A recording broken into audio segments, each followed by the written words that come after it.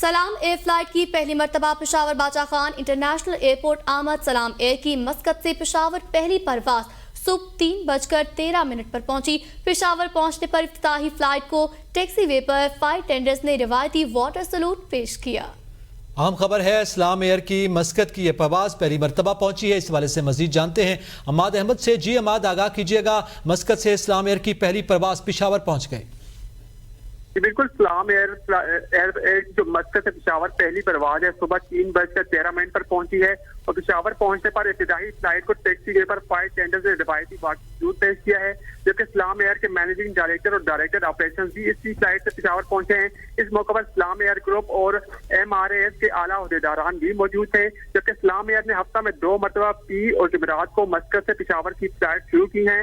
MRAS اور سلام year کی جانب سے CIP لاؤنج میں ایک مختصر تقریب کا اہتمام بھی کیا گیا، جبکہ تقریب میں ڈپٹی APM ڈپٹی ٹرمینل اور دیگر عہدیداران بھی انہوں نے شرکت کی۔